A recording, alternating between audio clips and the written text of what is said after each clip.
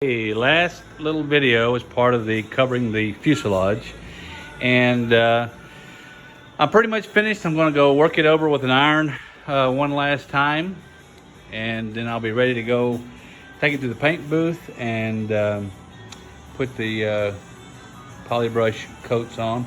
So I thought I'd just run through it one last time, and there is a video here on the Facebook group page that you'll see where I'm in the paint booth, and it's from my last airplane where we actually, I was actually putting on the poly brush. So I won't go into any more detail about that here. You can go look at that video and see it.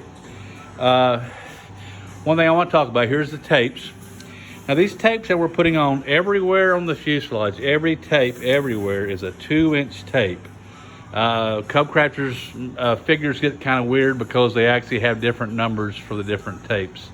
But if the numbers for the tapes, if you look at my forum post about this, I cross-reference all the different tape numbers. But you'll notice looking at the figure that this and the tapes around the windows, everywhere, all the tapes that you use, the tapes across here, here are all 2-inch. The only 3-inch tapes that you'll use on the fuselage on the bottom longerons here, we're going to wrap around that joint right there. So all 2-inch tapes.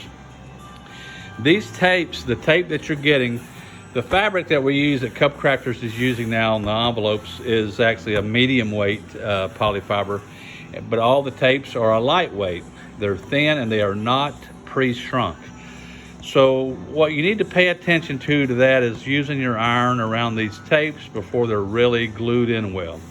What I mean is that if you take an iron that's too hot, say over 300 degrees, or probably even less than that, and you were to touch one of these, you had this tape, say it was laying down and lightly glued on with poly brush, and you touched it, or not dry yet, and you touched the iron on that, it would shrivel up and shrink that tape and leave you a really nice, ugly little divot in your tape, and I would actually pull it off and replace it. Ask me how I know, okay? So keep the hot iron away from the fabric tapes until you have a good glue coat, Poly brush is glue, I say glue, poly brush is a glue also. So poly brush. So, you know, we've got the two, we mark the tapes. I actually take a little piece of tape, 2 inches wide, and I lay it over the edge, and I'm gonna go like this. I lay it over the edge and put a little pencil mark on either side. Then take my compass and match it, and then just run down it on either side. Same thing here, where it's different widths. So your 2-inch tape is gonna lay different, come up to different areas. And as it goes up here, of course, it's a different width. So it's going to go further over. So the same thing, I mark it, find the spot that it should be, and then set the compass to that, and then run it like that. Same thing, you know, on the edges. You'll notice when you're putting the fabric on this back side, I'll see if I can get a little more light over here. But if you're putting the fabric, when you're putting the fabric on the back of the rudder, when you overlap it, and they show you that in the video, when you overlap it, you don't want a big wide overlap, because you can see you're using a 2-inch tape. So this is the edge of the tape line right here. So if you were to have cut that and overlapped it over here, it'd be hanging out. So you leave it on the inside there. It's actually on this side. So here you can see this is the overlap of the fabric underneath, and then this is the 2-inch tape coming over. So we've still got, you know, an inch of glue because we started gluing here. We glued it all the way around to here, but we just didn't let it go way out here. We didn't do like an inch here. We just came across the tube. If you want to know how far exactly, you could just measure from here. Take your 2-inch tape and measure from here to here and see. But just keep it back so that way on the edge you got a nice, when you get finished, you'll just have one nice zigzag pink tape edge there. So we're going to put down so we're going to mark our tapes.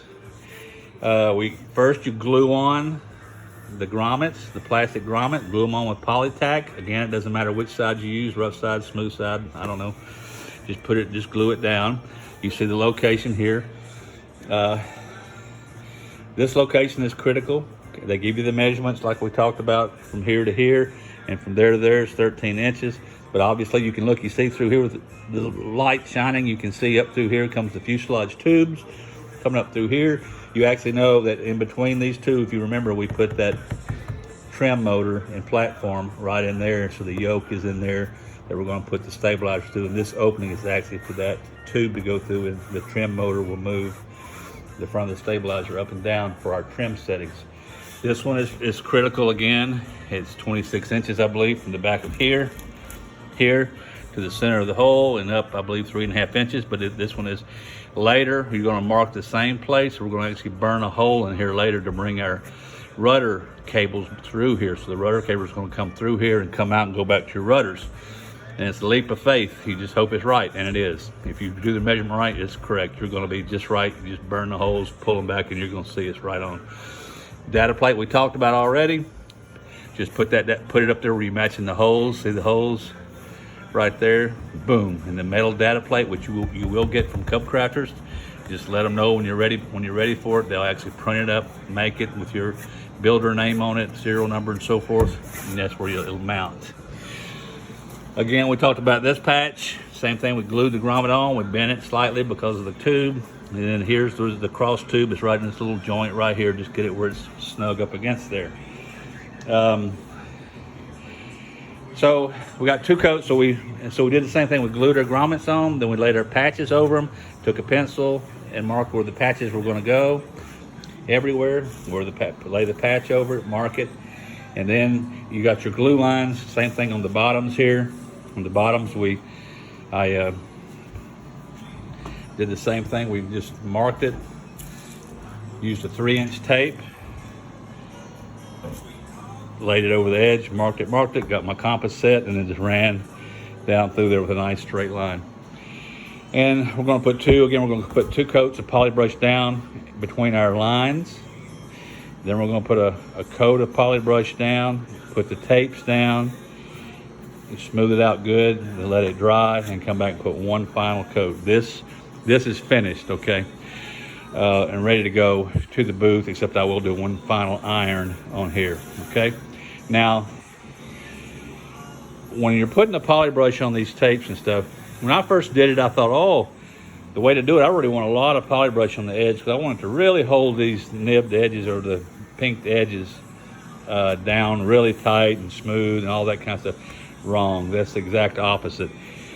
When I apply the polybrush, use almost a dry brush, just wet enough where you can go maybe 2 feet, without it running out of polybrush, and do the edges with that. So I'll usually dip my brush, get it, knocked off where it's not running at all. I'll usually, for example, here, I'll lay that brush along this edge and just kind of let the excess go across here. That's probably about as far as I'll go. And then I come back and make sure, I'll kind of spread it out, make sure my brush is not too wet. Then I'll come back and put that brush edge and be very careful and slow. And I'll come right down, just covering the edges of these zigzagged pinked edges. Just cover the edge like that, okay? And then come back, smooth it in with the brush, and then make one final swipe. And you got to do all this quick. Polybrush is going to set up in literally seconds. And if you keep rubbing it, once it starts, you'll see it's kind of drying and getting thick. You keep rubbing, you're going to leave lines in it, okay? And it doesn't have to be that thick, all right?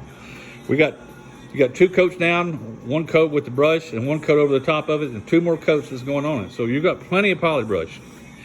The worst thing on these edges when you get done, and I'll talk about it in those other videos where we start putting the polybrush down, these edges you want to be thin, because that's what shows up. If you get a thick polybrush edge, and polybrush attracts to polybrush, so if you leave this, you see this right here, or this bunch of polybrush that's over here, if you leave that down where it's real shiny like that, look at the edge of this. You see how shiny it gets when it's full of polybrush? You see it right in there. If you leave that just like that and you do the rest of the airplane, it very well be that you've got more coats of polybrush on here. When you do the 2 coats of polybrush across here, the first one's sprayed and brushed in, and the second one's just sprayed on it, you've got a good filler. Polybrush is made to fill the fabric pores. So you've got a good feel, but it's not just slick, okay? It's not just completely layers on top of it where it's just smooth and slick like a piece of plastic, okay? It still has a texture to it. It's filled, it's gone down into the holes, and it's textured. And you go and spray your top coat color on it, what happens is those areas that are slick, really filled with a lot of poly brush, like all of our tapes and patches and so forth, those areas are going to gloss over and have a different look to them than the rest of the airplane. So knowing that, you know, some people will take a primer, and you can then spray a bunch of primer over the plane so it's all filled in and really thick and smooth, so it's really flat and slick. Cub Crafters doesn't do that. Most people don't do that. So the deal is just to be sure and try not to have a big buildup on the edges, or if you do, have it back to the edges. So what I do again is I got that MEK in a squirt bottle, take a rag, and I just squirt a little on the rag in my finger, and I'll show you another video, but I just rub it along the edge, get it off. It comes off very easy, just melts it right off. If it's shining, get it off, okay? If it's not shining, see that edge? That's a perfect edge. But most of this is okay. There's a little bit of shine here, but it just takes a slight edge of the wash of the edging with the rag. See here, you see it's a little thicker on this side over here. If it's right up over the teeth, it doesn't matter. If it gets that on the fabric, you're going to see that pattern. So make the pattern that you see the pattern of the patch, is what I'm saying. You'll see that the tapes will actually be, you know, when you're putting the fabric across here, it's no big deal around here if you're not just perfect. The tape is what you're going to give you the finish with. So you want to just be very careful with your tape, see, and make it, cut them out really nice and pretty, because that's what you're going to see. This is the top of the airplane, the side. This is the bottom. You're not going to see this side. So if you've got anything to hide, hide it down here. This is a patch that I add. This is the bottom stringer, and it's coming across. You'll notice it's a pretty predominant bump right there where it goes back into the fuselage. And, you know, I just cut a little patch out of some fabric, just a regular cement leftover fabric here. I just cut a round patch and stick it on there. Just a little more protection right there on that edge right there. This particular grommet patch, this is where you're going to access and do a good bit of work from later. You're going to have to reach up in through here and get to your cables and so forth for connections. The manual is not really, well, I don't think it's right. If you look at the manual drawing, it shows this grommet way up here so that the tapes coming over are way out of the way of these tapes. But you see here, I've actually pushed it forward probably another 1/2 inch or 3/4 inch. It really doesn't matter much. You just, you know, if you don't get too far away, then your arm's not going to reach up here. But I get it, see, so that I'm far enough away from the edges with that grommet. See there? I push it back up so I make sure I'm out of the way. I don't want this hanging over the edge. If you put it exactly where they show it, this is pretty much right on the edge, and by the time you put your fabric patch over, it's coming back over on this side, which is going to look ugly. So I move it back just a little bit. Then I actually take the patch, and I don't even know if you can see it, but I cut the patch at a little bit of an angle. If you were to leave it rectangular, it would come back over the top, and you would see that edge on your finished side. So I cut it back so it comes along right in. I think that's it right. Yeah, right there you can kind of see the edge of the patch. So I put it right there where it's going to kind of be covered. I do that first. I put this tape over it last, so it's covering it and hiding it as much as possible, but I don't want it to be up in here. So I just cut it back a little bit to make it pretty. Talk about ironing again. You can take this iron and you can keep it on a good setting. I hate this iron, by the way. Do not buy one of these. That's a Ranger 9 iron. My last one zonked out on me. This looks just like this one, but the temperature control was back here on the handle, and it was really good. This one I got, the temperature controls here, and this thing, I don't know, it just moves on its own. No matter what you do, it will change the heat, and it always goes to hot. You go to pick it up, and it's way over here, 500 degrees. And I hate it. There's nothing I've been able to figure out yet to make it stay. But anyway, don't get one of these hobby irons. It's a pain.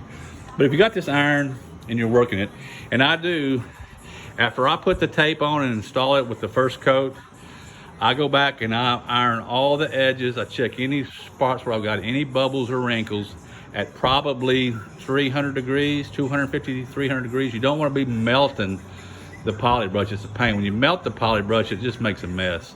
So keep it cool. And once it's good and dry, you've got that first coat on that you've installed the tape with, and it's good and dry, it's pretty hard then it's not going to shrink and shrivel up when you go to put the heat on it, and any wrinkles or bubbles that you've got, you can iron out, okay? And I go along the edges edges every single time. Every coat before I put another one on, I'll go along these edges. So I'll do that again, getting all the little edges down, okay? Just briefly, just a very quick, that's actually the way I do it. I kind of pull it down, I hit it, pull it down at just that speed. I'm not sitting there melting it or whatever. I'm just wanting, and I feel it, I use my fingers. If I feel anything rough there where they're sticking up, if so, go back over it, okay? So, if you do it every single coat, then the next coat, you know, it's gonna be better. You'll have it smooth and you'll put a coat on, you'll go like, what happened? I got really rough edges now. Remember, the MEK goes down and dissolves everything underneath it.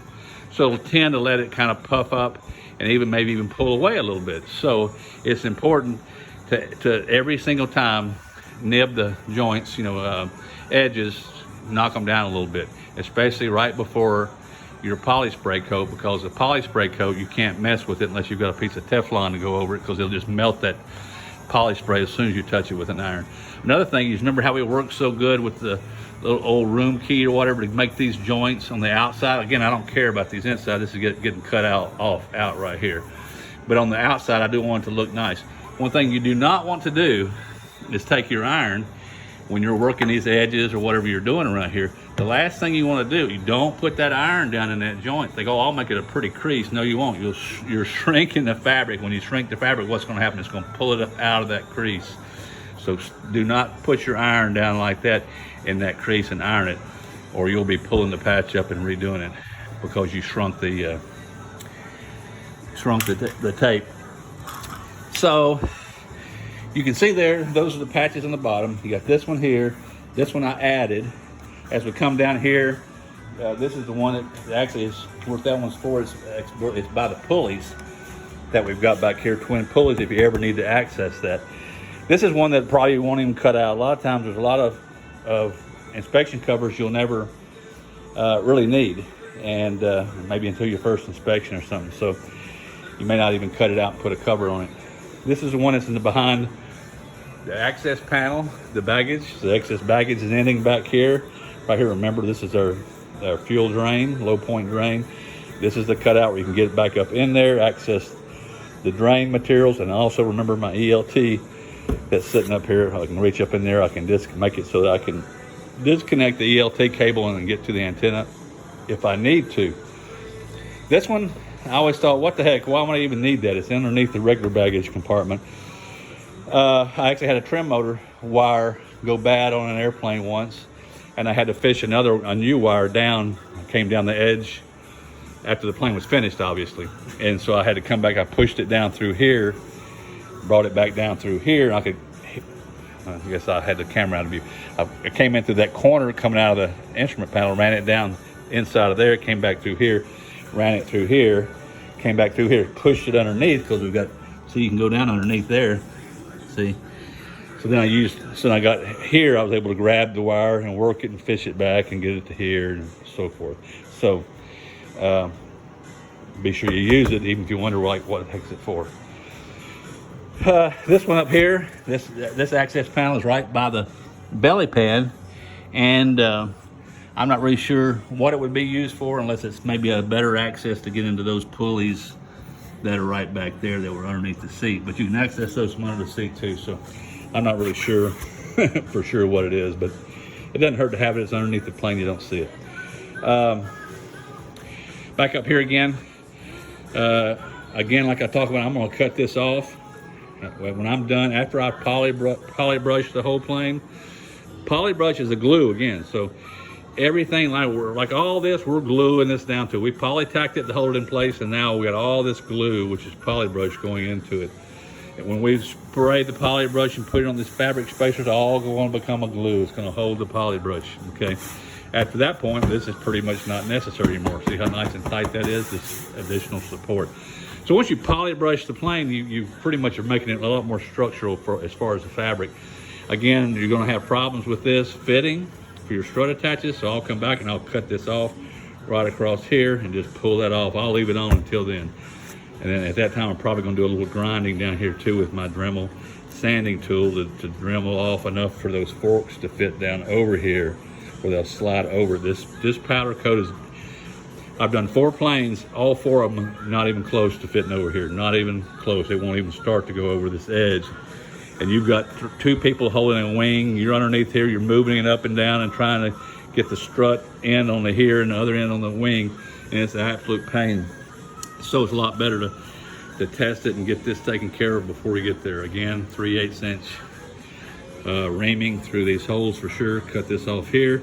Same thing on the other side. This patch I keep short, and we'll cut it back off, and then you can take a Dremel tool with a sanding drum, you know, and just Dremel off all you need, enough to get those forks slid onto it.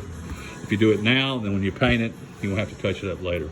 You won't see any of this. You use your iron and smooth all these edges out. When you go to paint, this will all be painted, so you'll hardly even see any of these edges that are around here. Of course, we got a patch that goes on here, like that. This tape just continues on up and just run it up past where the boot cowl. The boot cowl, again, you know, is going to come back over here, over this area here, over the top of the fabric spacer. The boot cowl should be to this edge here, and it's going to come down this way. So everything beyond this and forward, you're not going to ever see again. It's going to be in the boot cowl. So I just run it forward a little bit so it's past the boot cowl. I go and throw a little poly brush in here while I'm doing it now to get it in there good. Again, it's just kind of a glue to help hold it. Back on this side on the bottom, this is the V. So here you'll see it's kind of weird looking at the manual. It shows 2 pieces of tape here. I'm not really sure why. This is just a useless piece of material here, except just to make it a finish, and even then you don't need it because, again, you're going to have boot cowls going to be coming over this, and also a belly pan, so you're not even going to see this. I don't know why you don't just cut the tape here and kill it here and just leave the metal there, but who knows? You got to drill through this later to install belly pan screws. But what they're talking about here, so we got 1 2-inch tape, and if you work it right, it'll be about right here. If you look at the manual, they've got a joint coming right down from this attach, fitting to here. So I just wrap it over. I just take the 2 inches and wrap it over this way and made it where it lined up right with the edge. See of this, so 2 inches to this edge, wrapped it over here. I even had to cut a little off this edge. You'll never see this again, so who cares what it looks like, really, just make it secure. And again, don't even mean to be secure here because you're not using it for nothing. Then the second piece is the second 2-inch tape, you know, just coming from here back over to here and wrapping. Here's the same thing, a 2-inch tape, overlap it enough so you can take this in, wrap it around the tube, just cut the tape like that, install it like that, come down here, cut it out a little V, just cut the tape there, here, cut the tape here, then you got one of this patches that's just going over this edge, and then this is the point and the final attached part of the last 2 screws to the belly pan here, so it's sit like that. And I guess that's the bottom. And there really isn't much else on the other side. There is, well, we'll talk about the windows a little bit here. So here, you remember all the fancy stuff Steve did in the video about cutting the fabric and doing it and sticking it in there and being, don't worry about it. Like I said, I just go up here, cut the fabric, stick it down in a hole. Then when you put the tape is what you're gonna see. This is my tape. So I ran a 2-inch tape. This is the way I do it. You know, I think that maybe the tape should go up and then they want to wrap it back down and put the stuff to tape in there and stuff, but poly brush does not glue well in these windows. You know, I used to try it and end up using poly tack again. Poly brush is not strong enough to hold that and it ends up popping loose in there, so I just stopped. I just start running my 2-inch tape right to the edge, and you can see this, and I take my iron, and by the time I get through with 2 more poly brush coats, and I iron this edge in, and this will fill the poly brush. By the time you do that in all your paint, you won't even see this, the edge right here. You could straight cut it if you wanted to, too, but it goes away. I just run it straight down here. I square it off at this side. I do the same thing. I use it at 2-inch level coming up to here. You'll notice I changed it here. Here I come back over and move it so I can get a wrap of the 2-inch around the tube underneath here like we did the fabric. Okay, the turtleneck mounts onto here. It'll come back probably like this far on the back of this deck. It overlaps a good bit. The turtleneck. Skylight will be up there. Turtleneck will be here. The metal will come back over probably that far. You're not going to see any of this or any of this. So I just run a 2-inch up here. See the joint over here out of sight. Put this one here. Go all the way up there. I kill it right here because the angles are different. Instead of trying to make it straight, I made it straight to here. cut it right at the center part, then start another piece and run it down that side. And I put that on the bottom, and then my final top coat, top tape comes over the top and covers all those joints. It's then cut, and as you can see, I don't fabric these sides. Like I say, I like to leave my rod cases and gun cases going through there. This is kind of how you do the top up here. You wrap it off. Later, before I paint, again, we come back and we put fine line tape and tape it off, and we'll paint from here and all the way up about an inch on all these 2 ends, okay? So here, when you're doing this, then I just measure it out before I put the tape on, and I come across here, then I see where that's at, and I straight scissor cut it down to leave that slot open, and then just take the rest and just lay it over there. See, it makes a nice pretty area right there that you'll look at later. Same thing, we'll be painting up an inch. For some reason, you paint these all the aircraft color up about an inch. So we'll put fine line tape around here, then I'll put paper and cover this up here for the actual paint. I've done the same thing. I put green tape. This is going to be covered with interior panel later. The interior panel actually comes up here, there, and there. But I do this to keep all the glue and crap off of it while I'm working with these window slots. So you might as well just leave it there until you're done painting, okay? So that's how I handle that. I just bring it to the edge. I cut it right at that edge of the door right there, you can see. Again, just work everything with your iron. You can take your iron and make things just as pretty as can be. Back to the fabric patch. This is, let me get a little light back up here better. Again, this is one of the areas that I really try to spend a lot of time on and work with, because you're really gonna see it. When you look down the airplane after it's painted, again, like I was telling you, these polybrushed areas are gonna gloss a little more, have a little different look to them. Now, when you look down through here, you're gonna have paint coming up through here. You're gonna hit this, it's gonna be a different texture. This is gonna end up looking smoother and slicker from the painted surface. Look at any of the planes and you'll see it just has a different look to it. Now we're coming to a carbon fiber door that's gonna be here. It's slick as can be. A whole different texture there. It is really slick, okay? So when you look at this, you're gonna see and notice a difference in textures. It's just the way it is. So the same thing applies here. Be very careful on these edges.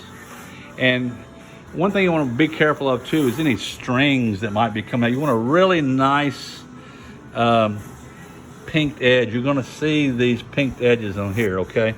All the little zigzags. So go over it. If you've got any strings or ragged areas, just make another little trim, a little cut with your scissors and make them nice and pretty. If you have any strings or anything sticking out or it gets ragged, you're gonna see it later. That's gonna be there, and you're gonna see it all the way through the paint. You're gonna see that string. So really spend some time and make this pretty. The same thing applies here. You see that shine right there? That shine is what's gonna that's gonna show up through the paint. So before I paint it, it's gonna all look like this. That shiny edge is gonna come off like this. You know, I said before, I talked about make the cuts on the fabric a little different. And this is what I did here. So you got fabric covered pretty much everywhere. There it's not, but you try to cover the fabric in the different areas. Same thing applies here. You got to come over. You got to polybrush it down into these holes to help make it stay down and down in that little slot for the door to sit in. Now I'll come back later. I've got the second coat of polybrush. I'm going to take my iron and I'm going to work this in here a little bit better. Again, being careful not to get that hot iron up there and shrink that fabric where it'll then pop out away, where you won't have the channel for your doors that are on there. Coming to the other side, really only is difference, you got the other one more round cover right here, and it's going right there. And again, it's going to cut it out, and it's just another hand hole so you can get in there when you're working back here connecting your elevator and cables and so forth. Same thing on that side, same dimensions for that one, same dimensions for that one. And I guess that's about it. Again, I'll go over it one last time here. I'm done. I just finished putting the second coat on. I worked it with the iron on all the edges before I put the second coat on over the top, or the first coat over the top of the tapes. And it'll go to the paint booth from here, but I will, before I leave here tomorrow, I will come back and iron all the edges, make sure everything's real pretty and smooth, so I'm ready to go into the booth and do my first spray coat. So go catch the old video I did that talks about installing the polybrush. We've made a full loop. So we're back to where the last airplane was. Have fun.